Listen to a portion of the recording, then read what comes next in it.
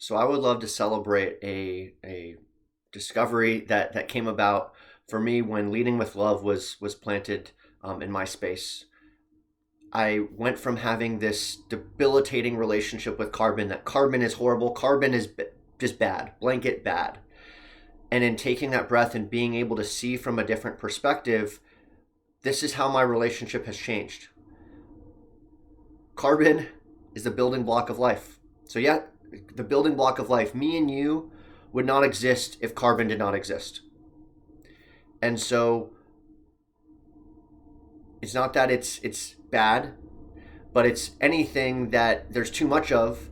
There's lack of balance in the ecosystem. It's not that like with food. It's not like sugar, carbohydrates, fat. It's not like anything is intrinsically bad. But when we over-index on anything, things can get out of balance, and it could present with a lot of symptoms that we might call problems.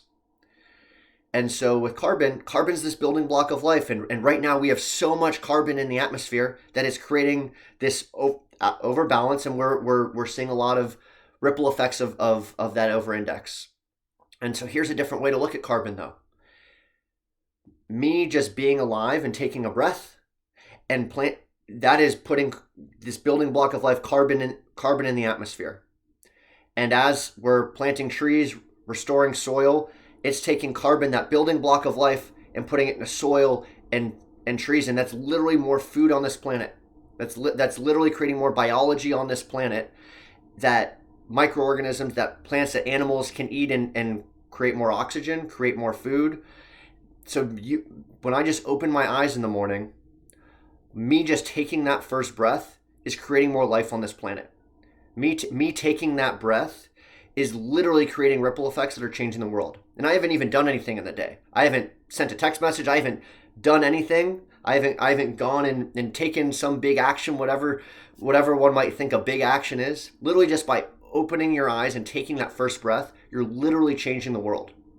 And for me, that perspective does not come if we're not taking a lens of gratitude for what is. And I can't take that lens of this gratitude for what is if I'm just seeing everything as blanket bad.